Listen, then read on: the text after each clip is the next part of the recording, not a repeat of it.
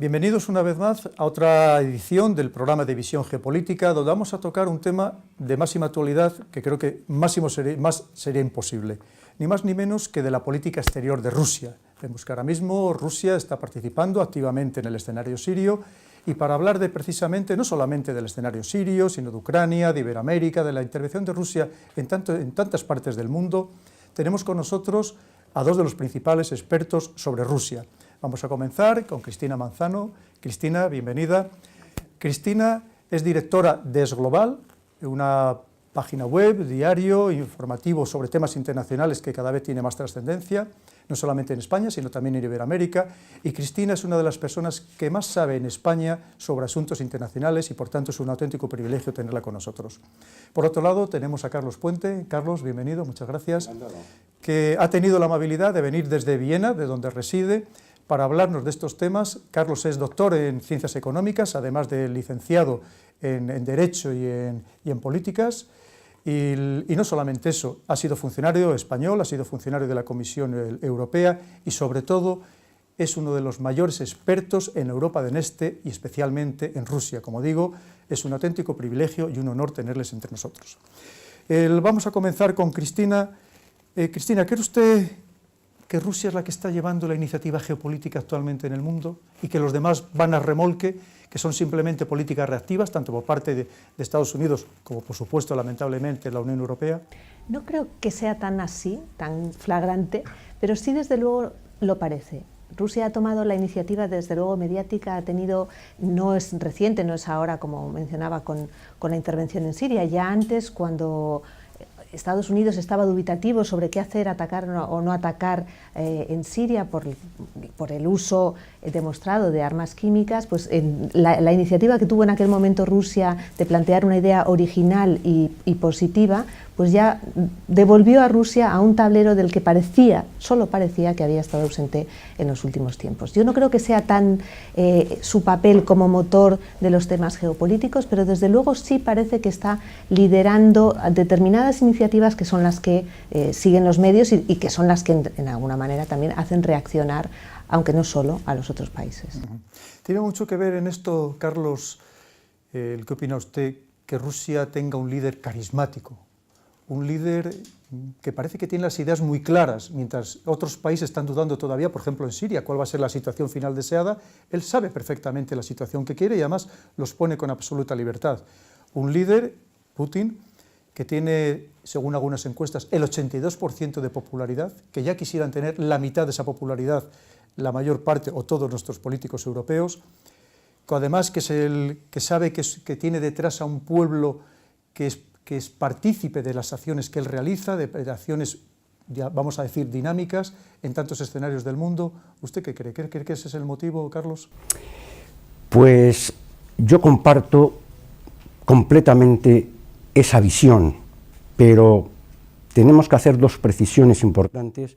En primer lugar, hay que saber de dónde venimos.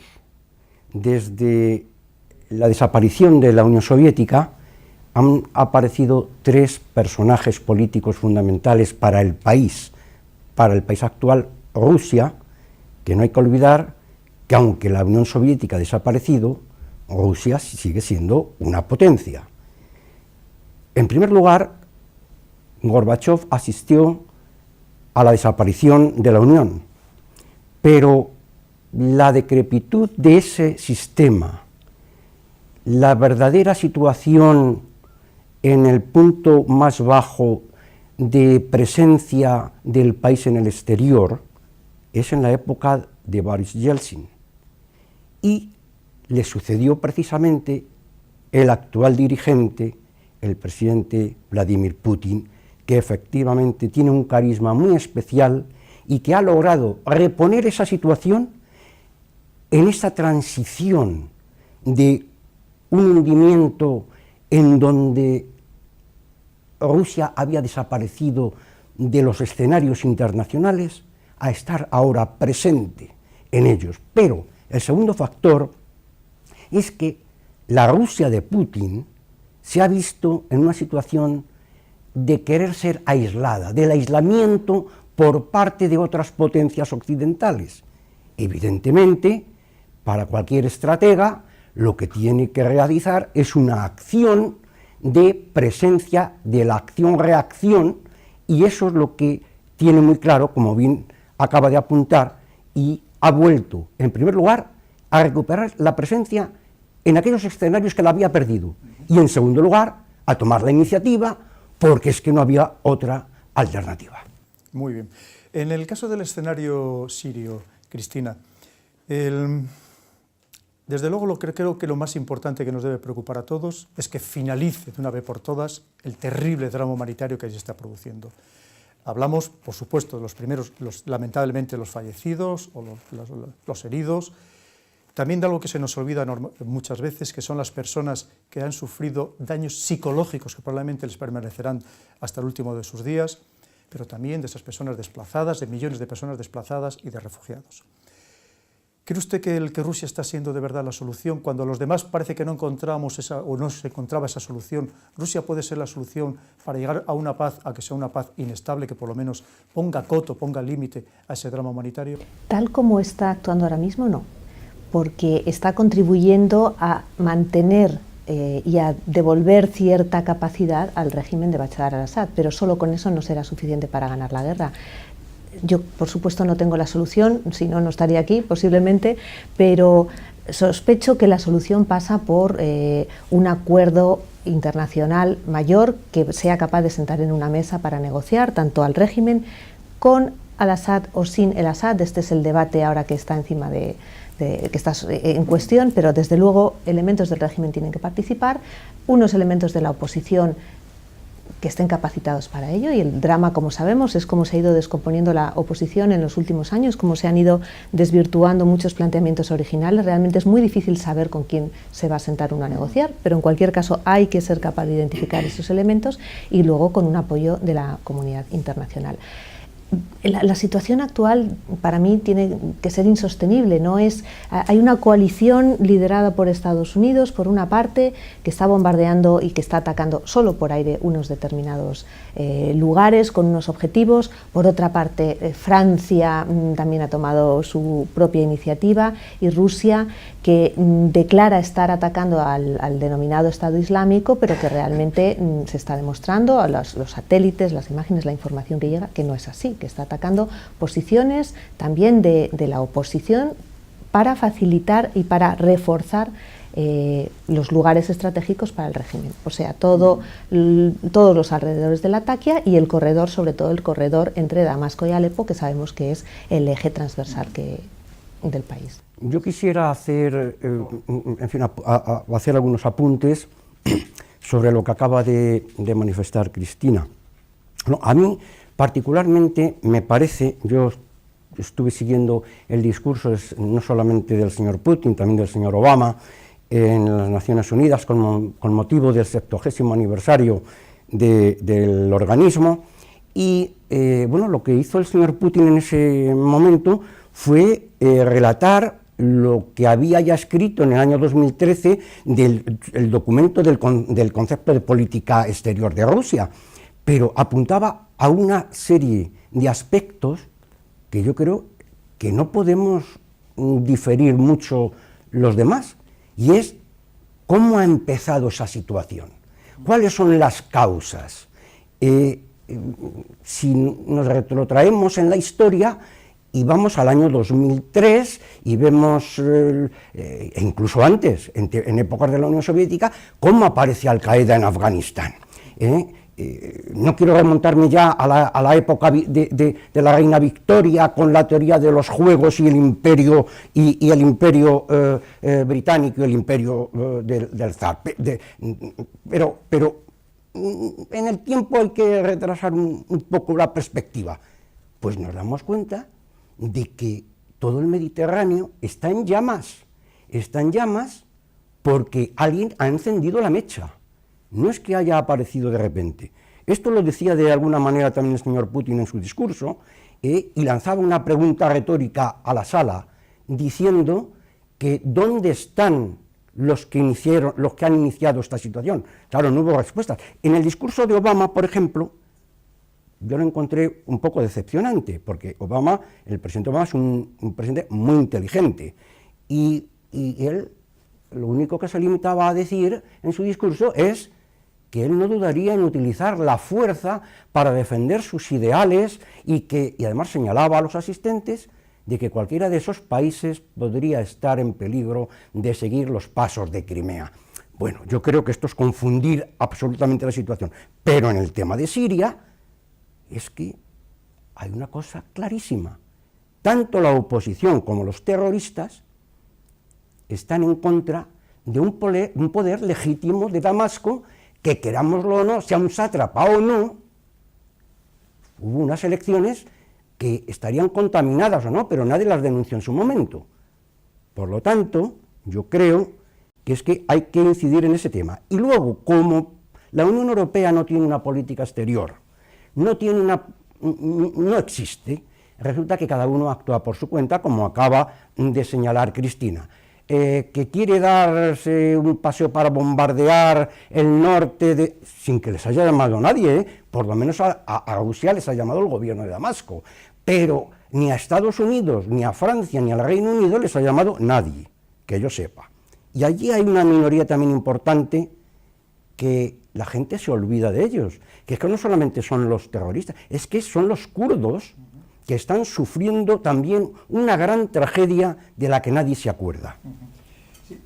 Querría añadir algo con respecto al papel fundamental que puede tener Rusia o no en todo este escenario, y es que lo que sí parece es que Rusia puede lograr que Irán empiece a participar en la contienda. Y eso sí podría ser determinante, por dos razones, creo. Una, porque tanto Rusia ya tiene soldados en el terreno, que es el término que mucha gente está reclamando, sin ello es muy difícil que haya un factor diferencial. Si se incorpora Irán, son más hombres sobre el terreno, pero además posiblemente esa combinación podrían sí ya forzar a que alguien se sienta a la mesa de negociación. Parece ser efectivamente, Cristina, que en esa línea va, porque recientemente, hace muy pocos días, Rusia ha creado en Bagdad una célula de intercambio de información, de inteligencia, con Irak, con Irán y con Siria. Y además lo estamos viendo como los barcos rusos desde el Caspio han lanzado misiles atravesando el espacio aéreo de Irán y de Irak. Quiere decir que da la impresión de que Estados Unidos está pudiendo aglutinar a ese mundo chiita, porque hoy en día Irak, por lo menos el gobierno oficial, está absolutamente en las manos de las milicias chiitas, de proiraníes. Y curiosamente ese mundo chiita que ha estado enfrentando a ese otro mundo musulmán que hasta ahora ha estado apoyado principalmente por Occidente, porque recordemos que hasta hace 4 días Irán era el gran enemigo a batir. Entonces, porque yo pienso que, a ver si usted coincide con mi criterio, que en Siria lamentablemente se dan muchas circunstancias. Hay un conflicto ideológico, religioso, económico, una guerra civil, un conflicto geopolítico regional, pero también hay una realidad que estamos viviendo, que es un conflicto mundial, donde principalmente otras dos de esas grandes potencias, como es Estados Unidos y Rusia, se están batiendo en un escenario tercero y lamentablemente, como estamos viendo, con desprecio muchas veces de las vidas. Bueno, no solo Estados Unidos y Rusia, que nos remonta a la división del mundo de hace unos años, es que también se están batiendo ahí otras potencias, y entre otras, posiblemente las más importantes, las potencias musulmanas, porque Arabia Saudí ha tenido un papel fundamental a la hora de armar determinados grupos y de encender muchas de las llamas que están quemándose en Siria, pero también Irán, por supuesto. Entonces, efectivamente es un entramado mundial concentrado en un territorio al este del Mediterráneo, que bueno, espero que seamos capaces, que la comunidad internacional, que ellos mismos sean capaces de arreglar, porque si no nos va a afectar a todos. Usted decía antes algo muy interesante, que todavía hay posibilidad para negociar. Yo también lo creo. Y además, en las encuestas que se han realizado al pueblo sirio, ellos también lo creen. Creen que todavía hay tiempo para una negociación política y diplomática. Y mire, yo si me apura, creo que se debe sentar a esa mesa incluso a los líderes del Estado Islámico, quien quiera que sean, porque es una parte en conflicto. Y eso lo hemos visto. Si no se les sienta ahora, antes o después habrá que sentarles. Tenemos el ejemplo de Afganistán, donde antes del verano los talibán, Estados Unidos les ha dicho que ya no es una organización terrorista, ahora les considera organización insurgente, porque al sacarles de la lista de países de organizaciones terroristas ya se puede negociar con ellos. Entonces, vamos a empezar desde el principio, no vamos a esperar al final, para ver, como ahora está pasando en Siria, parece que la moviola nos vuelve otra vez al Assad, como siempre pensando sobre todo en la seguridad humana. Enlazando con esto, Carlos, parece que Rusia está cogiendo mucha fuerza en Oriente Medio. Y ampliándolo un poco más, vamos a irnos a esos países MENA, al Magreb, y concretamente al caso de Egipto. En Egipto está cogiendo una fuerza tremenda Rusia. Estamos hablando de que Al-Sisi recientemente ha ido por cuarta vez a visitar a Putin a Moscú. Está estableciendo acuerdos multimillonarios de compra de armamento, de compra de cereales. Es Egipto, que es el mayor importador de cereales del mundo. Estamos hablando de posible construcción de centrales nucleares. Estamos hablando, incluso se rumorea que Egipto podría llegar a ofrecerle hasta una base militar en el Mediterráneo a Rusia. Y además, eso lo unimos que también Moscú parece que está acercando incluso a esa Arabia Saudí, decepcionada por esa política errática, esa política dubitativa, o por lo menos confusa, hasta para los propios aliados que está llevando a cabo Estados Unidos en la zona. ¿Puede ser Rusia, ya lo es, o en el futuro inmediato, la verdadera potencia en todos estos países MENA, Magreb y el Oriente Medio? Pues como yo decía al principio, la Rusia de Putin está tratando de recuperar las posiciones que ya, no hay que olvidar, ya tenía la Unión Soviética en esa zona.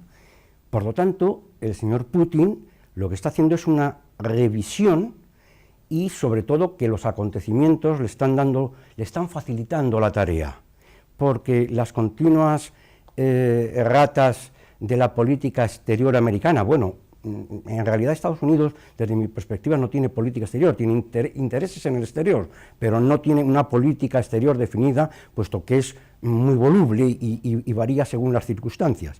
Y eso es lo que sucede en el norte de África, cerca en Egipto concretamente, y en países como Arabia Saudita, que está también implicada en el cono sur con la guerra del Yemen, que está pasando casi de puntillas y que las consecuencias las veremos dentro de poco.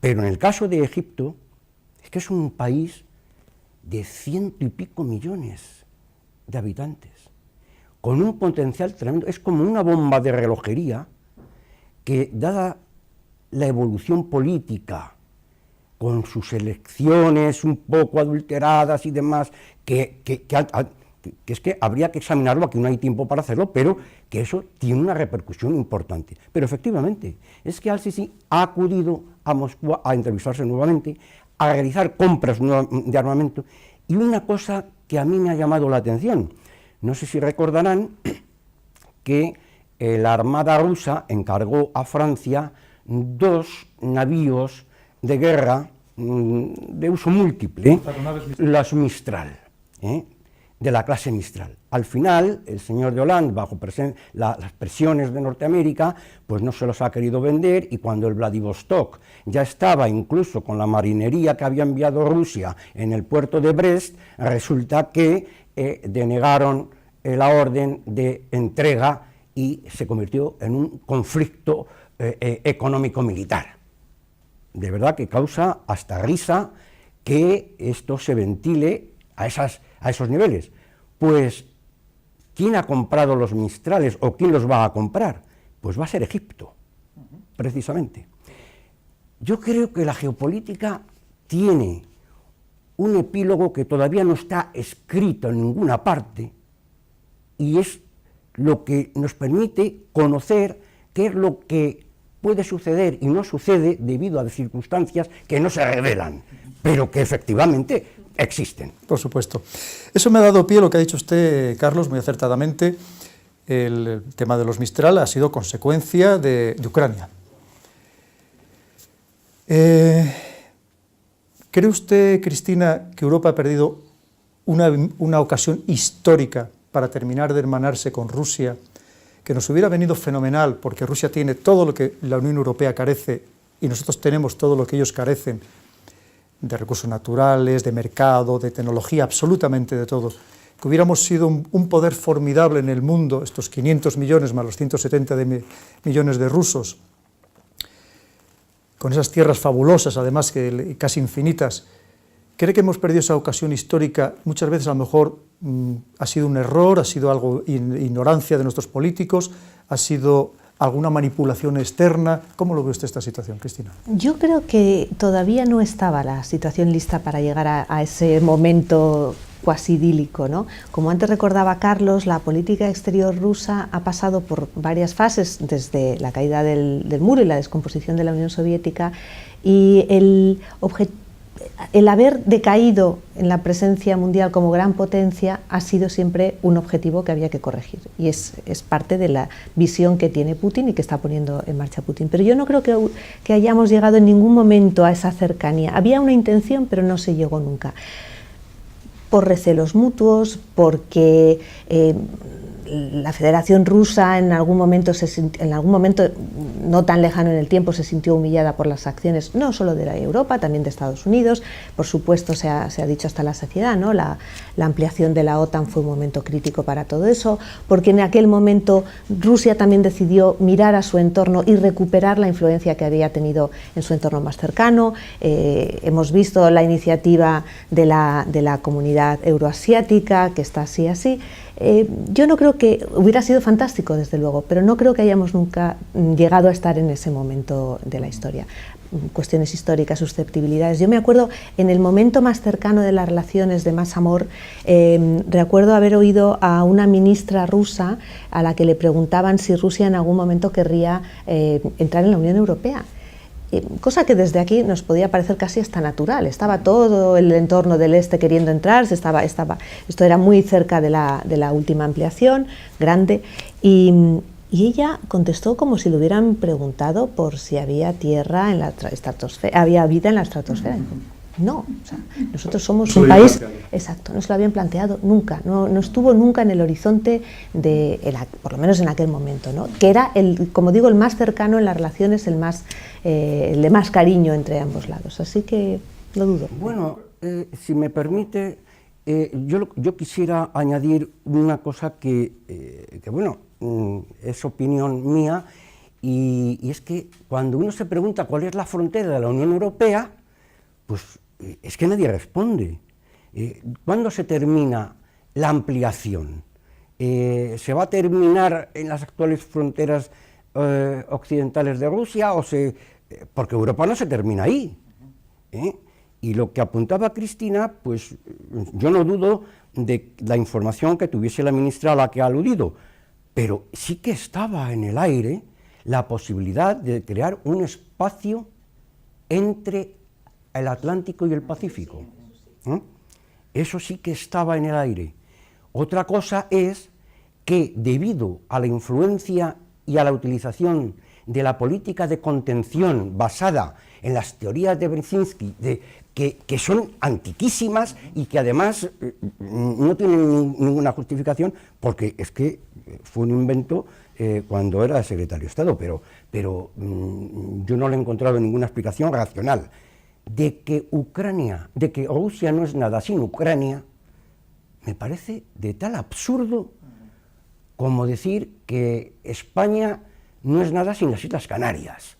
O sea, yo creo que hay que admitir que hay una cierta jocosidad en esas afirmaciones, pero no es serio, y por lo tanto el tema de Ucrania se ha suscitado también por unos intereses que incluso se ha venido pues a apoyar determinadas actividades por autoridades occidentales.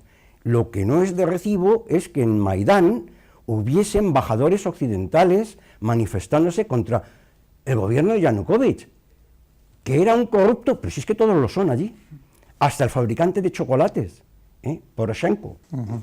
Claro, efectivamente, yo creo que para mí la gran amenaza para Europa en su conjunto es la situación que se puede llegar a degenerar en Ucrania. Es decir, es verdad, lo que tenemos en el sur nos afecta muchísimo, como no puede ser de otra manera, sobre todo el drama humanitario, que creo que es lo primero que tenemos que resolver, pero a mí me preocupa más como amenaza que puede llegar a desestabilizar completamente Europa, lo de Ucrania. Voy a poner solamente algunos datos para que ustedes me profundicen sobre ello. Por un lado, la OTAN está reforzando las defensas inmediatas de esos países que bordean Ucrania, especialmente hay países muy asustados, como son los países bálticos, o como es principalmente Polonia, pero Rusia está haciendo lo mismo. Parece ser que va a llegar a un acuerdo con Bielorrusia para establecer una base en el sur del país, una base que claramente va a amenazar precisamente a estos países, y además de modo muy directo.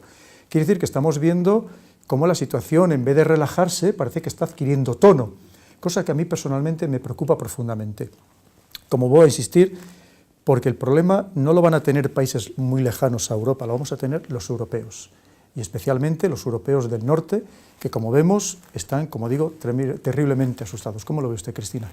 Pues yo quiero pensar que al final triunfará la racionalidad y el pragmatismo, sinceramente, porque creo que esas acciones de refuerzo en uno y otro lado son claramente una muestra de querer que el otro se dé cuenta de nuestra capacidad, de nuestro potencial, etc. En términos estrictamente militares, y no soy la persona que sabe más aquí de esto, la capacidad de la OTAN es muy superior a la capacidad de la Federación Rusa, con lo cual ahí Rusia sabe a lo que se estaría exponiendo. Pero es que, por otro lado, todos saben que para resolver determinados problemas es necesaria la colaboración, con lo cual creo que estamos en ese punto de estirar la cuerda, a ver hasta dónde llegamos, sabiendo que hay que volver a destensarla, porque estamos hablando de Siria, estamos hablando de extremismo islamista, no solamente en Siria, sino en todo un arco del mundo que le afecta muy directamente a Rusia también. Estamos hablando de cuestiones como el cambio climático, para las cuales Rusia es fundamental. Rusia ha recuperado presencia mundial ahora mismo, pero sabemos también que tiene serios problemas económicos, que no son solo las sanciones son lo último en su situación económica, es sobre todo la caída del precio del petróleo. Que esas acciones que antes mencionaban en Egipto y en otros países, igual que en Iberoamérica, igual que su reacercamiento a ratos con China, también tienen un marcado carácter económico, porque Rusia está tratando de, como dicen en los mercados, ¿no?, de diversificar su cartera para poder recuperar parte de esa pérdida que supone la caída del precio de los hidrocarburos. Entonces yo creo que sí se está tensando, pero para llegar un momento de decir tenemos que solucionar muchos de estos problemas juntos. Esperemos que sea así. Ha abierto un buen frente, Cristina, si me permite, Carlos, que es el de China.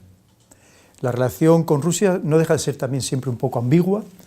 China está comprando lo que no estamos comprando, de energía principalmente los europeos, pero con la astucia china que les caracteriza, lo está comprando a precios muy inferiores. Porque le dice, si quieres te los compro yo y si no, no te los va a comprar nadie, o por lo menos en estas cantidades tan ingentes. ¿Cómo ve usted la relación, sobre todo la relación estratégica a través de la Organización de Cooperación de Shanghái? ¿Cree que eso de verdad tiene futuro?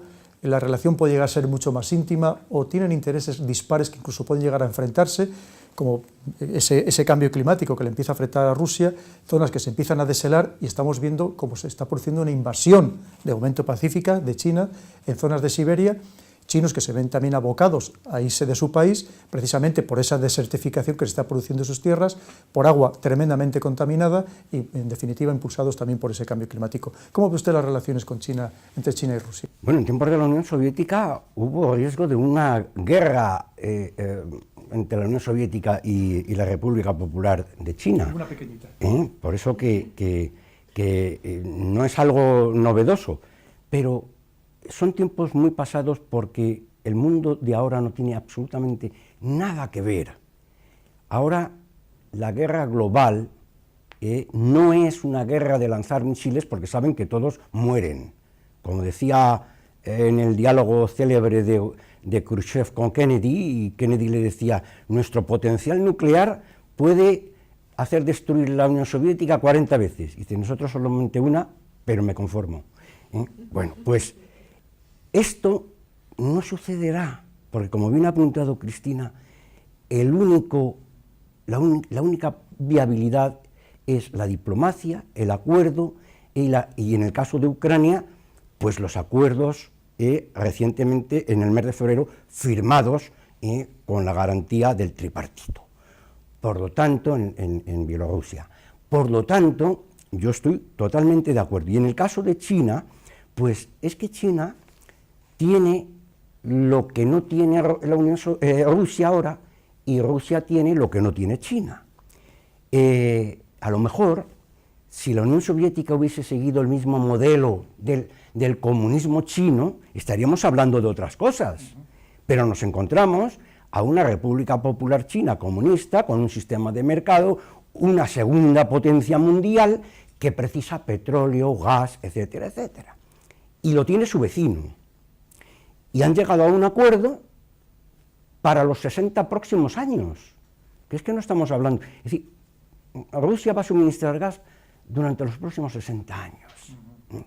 Claro, ¿qué país se puede comprometer a suministrar energía a tan largo plazo?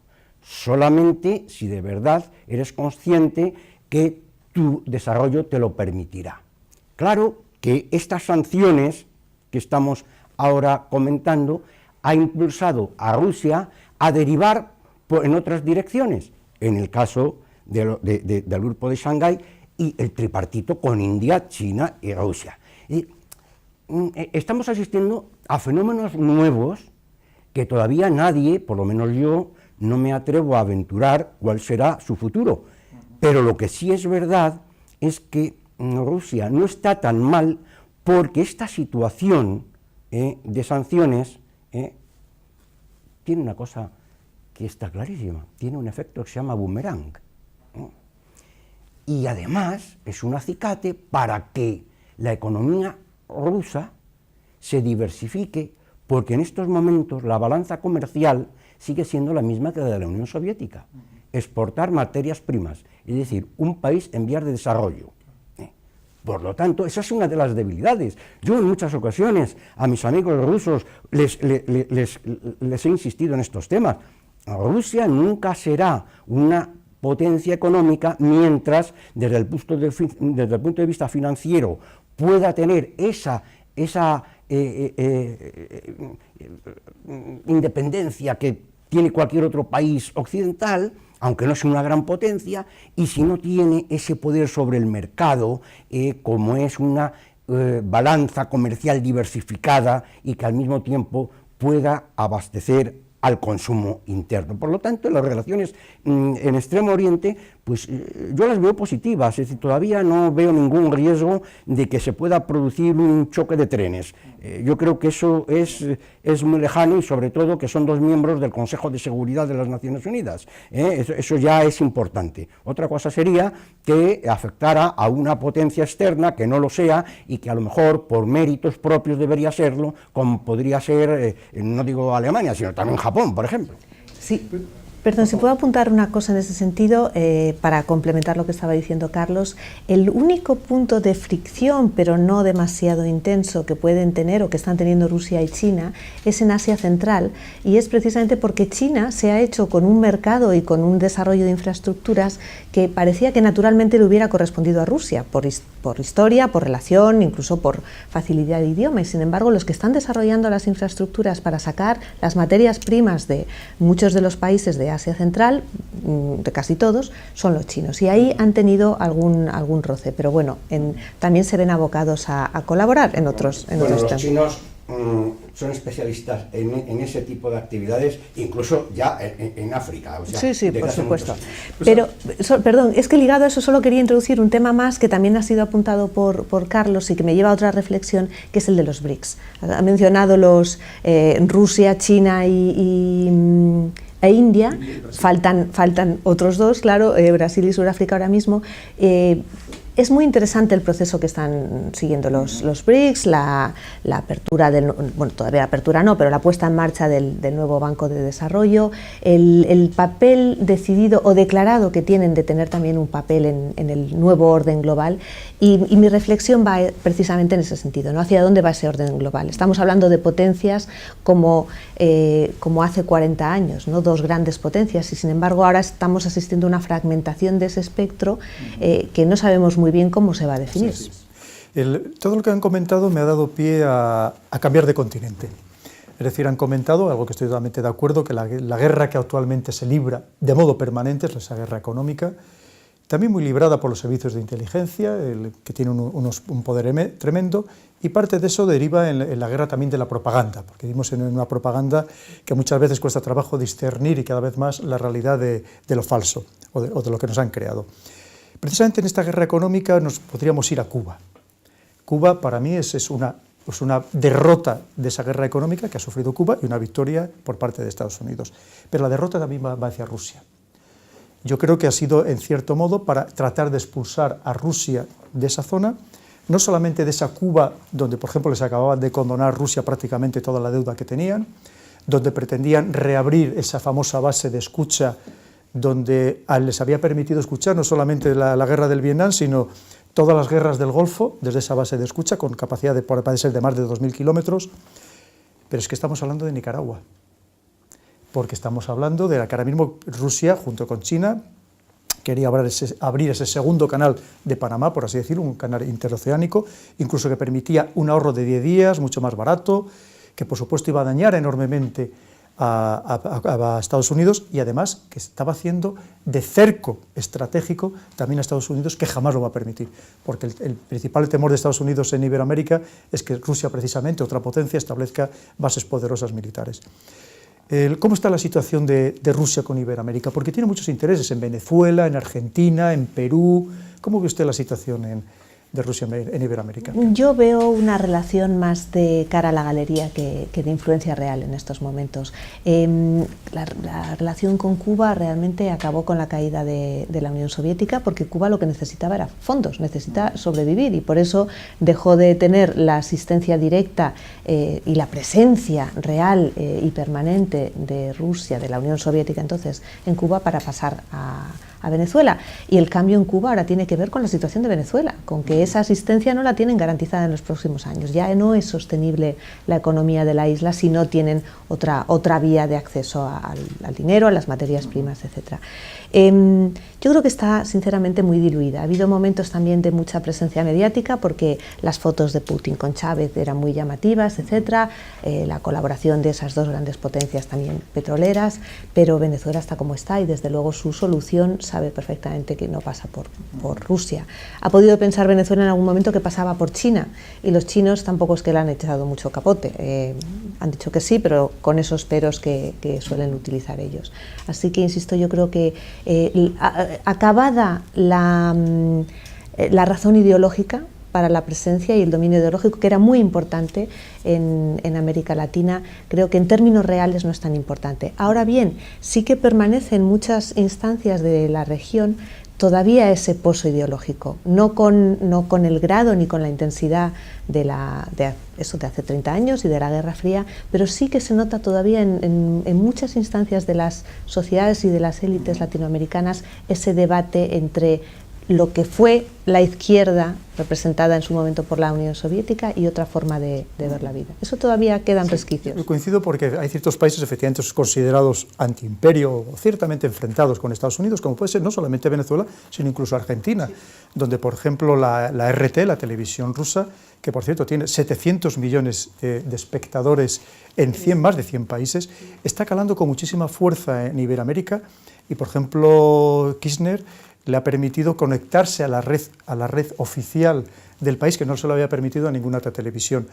Y yo coincido con usted de que no es cierto que hay proyectos muy importantes de construcción de centrales hidroeléctricas, centrales nucleares, de venta importante de armamento, pero evidentemente todavía no tiene una gran presencia. ¿Cómo lo ve usted, Carlos? Bueno, recordemos que prácticamente a la semana de establecer las sanciones contra la Federación Rusa, pues el señor Putin cogió el avión y se dio un paseíto por América Latina. Ya había estado en el año 2000 en México, hizo dos visitas a Cuba, pero hizo la gran tournée por el continente latinoamericano con motivo de la reunión en Fortaleza, en Brasil, de los BRICS. Y entonces aprovechó. Y claro, Brasil no es Cuba, no es Cuba, pero también visitó Argentina y otros países en los que se desarrollaron una serie de contactos. Por ejemplo, satélites latinoamericanos están siendo puestos en órbita por los rusos.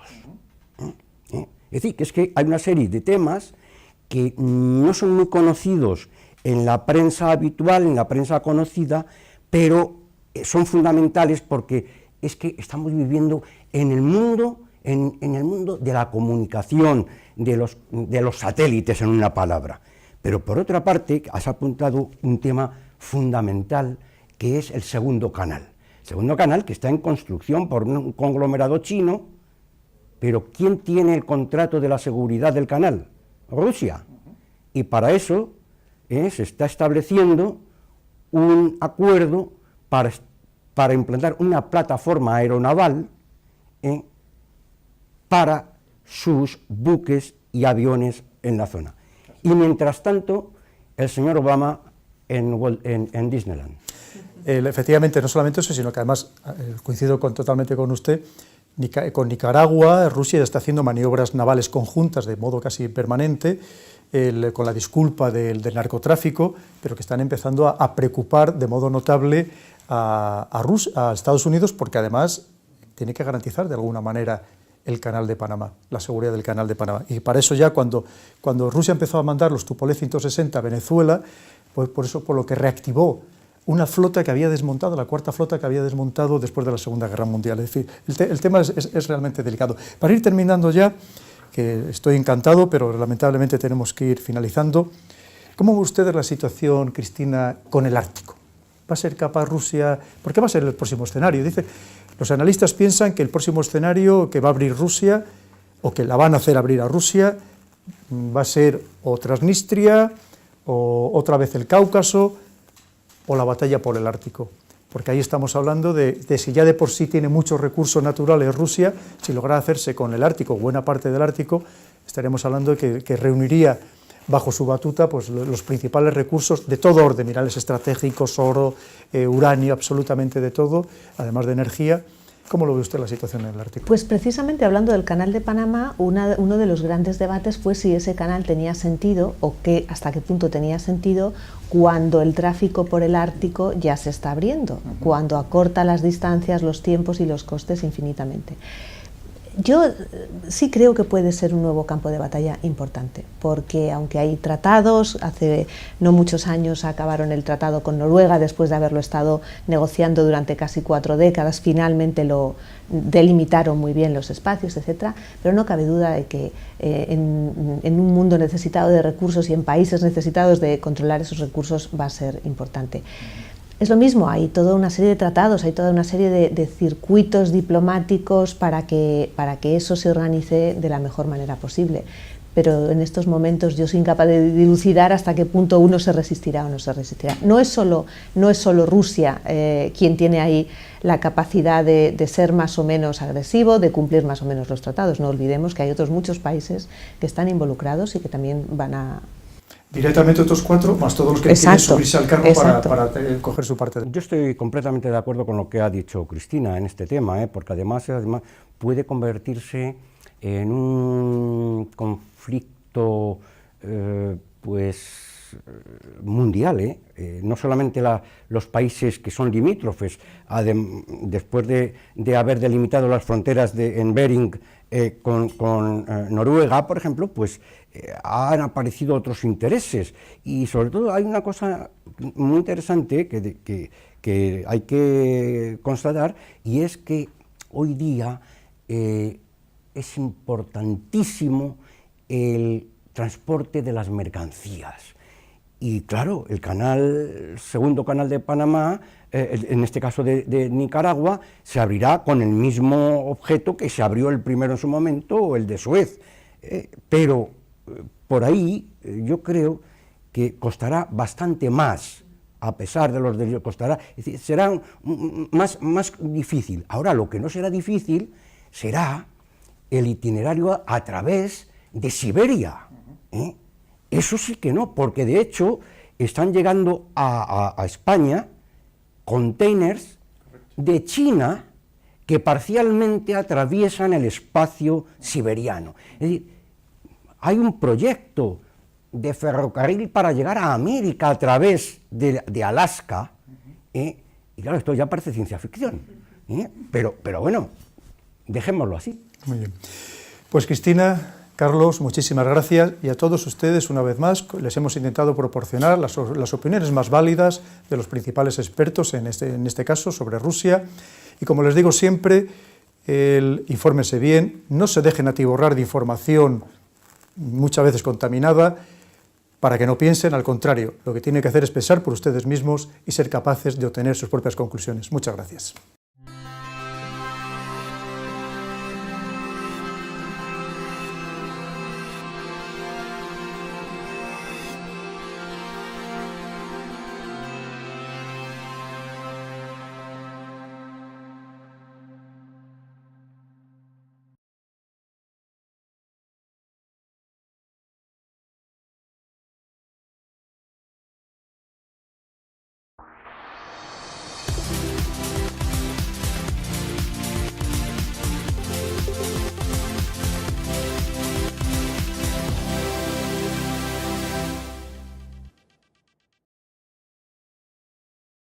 Bienvenidos una vez más a otra edición del programa de Visión Geopolítica, donde vamos a tocar un tema de máxima actualidad que creo que sería imposible, ni más ni menos que de la política exterior de Rusia. Vemos que ahora mismo Rusia está participando activamente en el escenario sirio, y para hablar de precisamente, no solamente del escenario sirio, sino de Ucrania, de Iberoamérica, de la intervención de Rusia en tantas partes del mundo, tenemos con nosotros a dos de los principales expertos sobre Rusia. Vamos a comenzar con Cristina Manzano. Cristina, bienvenida. Cristina es directora de Esglobal, una página web, diario, informativo sobre temas internacionales que cada vez tiene más trascendencia, no solamente en España, sino también en Iberoamérica, y Cristina es una de las personas que más sabe en España sobre asuntos internacionales y por tanto es un auténtico privilegio tenerla con nosotros. Por otro lado tenemos a Carlos Puente. Carlos, bienvenido, muchas gracias, que ha tenido la amabilidad de venir desde Viena, de donde reside, para hablarnos de estos temas. Carlos es doctor en Ciencias Económicas, además de licenciado en Derecho y en Políticas, y no solamente eso, ha sido funcionario español, ha sido funcionario de la Comisión Europea y sobre todo es uno de los mayores expertos en Europa del Este y especialmente en Rusia. Como digo, es un auténtico privilegio y un honor tenerles entre nosotros. Vamos a comenzar con Cristina. Cristina, ¿cree usted que Rusia es la que está llevando la iniciativa geopolítica actualmente en el mundo y que los demás van a remolque, que son simplemente políticas reactivas, tanto por parte de Estados Unidos como, por supuesto, lamentablemente, la Unión Europea? No creo que sea tan así, tan flagrante, pero sí, desde luego, lo parece. Rusia ha tomado la iniciativa, desde luego, mediática, ha tenido, no es reciente, no es ahora, como mencionaba, con la intervención en Siria, ya antes, cuando Estados Unidos estaba dubitativo sobre qué hacer, atacar o no atacar en Siria por el uso demostrado de armas químicas, pues la iniciativa que tuvo en aquel momento Rusia de plantear una idea original y positiva, pues ya devolvió a Rusia a un tablero del que solo parecía que había estado ausente en los últimos tiempos. Yo no creo que sea tan su papel como motor de los temas geopolíticos, pero desde luego sí parece que está liderando determinadas iniciativas que son las que siguen los medios y que son las que en alguna manera también hacen reaccionar, aunque no solo a los otros países. Tiene mucho que ver en esto, Carlos, ¿qué opina usted, que Rusia tenga un líder carismático? Un líder que parece que tiene las ideas muy claras, mientras otros países están dudando todavía, por ejemplo en Siria, cuál va a ser la situación final deseada. Él sabe perfectamente la situación que quiere y además los pone con absoluta libertad. Un líder, Putin, que tiene, según algunas encuestas, el 82% de popularidad, que ya quisieran tener la mitad de esa popularidad la mayor parte o todos nuestros políticos europeos, que además... Pero sospecho que la solución pasa por un acuerdo internacional mayor que sea capaz de sentar en una mesa para negociar tanto al régimen con al-Assad o sin el Assad. Este es el debate ahora que está encima que está en cuestión, pero desde luego elementos del régimen tienen que participar, unos elementos de la oposición que estén capacitados para ello, y el drama, como sabemos, es cómo se ha ido descomponiendo la oposición en los últimos años, cómo se han ido desvirtuando muchos planteamientos originales. Realmente es muy difícil saber con quién se va a sentar uno a negociar, pero en cualquier caso hay que ser capaz de identificar esos elementos y luego con un apoyo de la comunidad internacional. La situación actual para mí tiene que ser insostenible. Hay una coalición liderada por Estados Unidos, por una parte, que está bombardeando y que está atacando solo por aire unos determinados lugares con unos objetivos. Por otra parte, Francia también ha tomado su propia iniciativa, y Rusia, que declara estar atacando al denominado Estado Islámico, pero que realmente se está demostrando a los satélites, las imágenes, la información que llega, que no es así, que está atacando posiciones también de la oposición para facilitar y para reforzar los lugares estratégicos para el régimen. O sea, todos los alrededores de Latakia y el corredor, sobre todo el corredor entre Damasco y Alepo, que sabemos que es el eje transversal del país. Yo quisiera hacer, hacer algunos apuntes sobre lo que acaba de manifestar Cristina. A mí, particularmente, me parece, es que la Rusia de Putin se ha visto en una situación de querer ser aislada, del aislamiento por parte de otras potencias occidentales. Evidentemente, para cualquier estratega, lo que tiene que realizar es una acción de presencia de la acción-reacción, y eso es lo que tiene muy claro, como bien acaba de apuntar, y ha vuelto, en primer lugar, a recuperar la presencia en aquellos escenarios que la había perdido, y en segundo lugar, a tomar la iniciativa, porque es que no había otra alternativa. Muy bien. En el caso del escenario sirio, Cristina, desde luego creo que lo más importante que nos debe preocupar a todos es que finalice de una vez por todas el terrible drama humanitario que allí se está produciendo. Hablamos, por supuesto, de los primeros, lamentablemente, los fallecidos o los heridos, también de algo que se nos olvida muchas veces, que son las personas que han sufrido daños psicológicos que probablemente les permanecerán hasta el último de sus días, pero también de esas personas desplazadas, de millones de personas desplazadas y de refugiados. ¿Cree usted que Rusia está siendo de verdad la solución? Cuando los demás parece que no encontramos o no se encontraba esa solución, ¿Rusia puede ser la solución para llegar a una paz, a que sea una paz inestable, que por lo menos ponga coto, ponga límite a ese drama humanitario? Tal como está actuando ahora mismo, no, porque está contribuyendo a mantener y a devolver cierta capacidad al régimen de Bashar al-Assad, pero solo con eso no será suficiente para ganar la guerra. Yo, por supuesto, no tengo la solución, si no, no estaría aquí, posiblemente. Es el que sabe que tiene detrás a un pueblo que es partícipe de las acciones que él realiza, de acciones, vamos a decir, dinámicas en tantos escenarios del mundo. ¿Usted qué cree? ¿Cree que ese es el motivo, Carlos? Pues yo comparto completamente esa visión, pero tenemos que hacer dos precisiones importantes. En primer lugar, hay que saber de dónde venimos. Desde la desaparición de la Unión Soviética han aparecido tres personajes políticos fundamentales para el país actual, Rusia, que no hay que olvidar que aunque la Unión Soviética ha desaparecido, Rusia sigue siendo una potencia.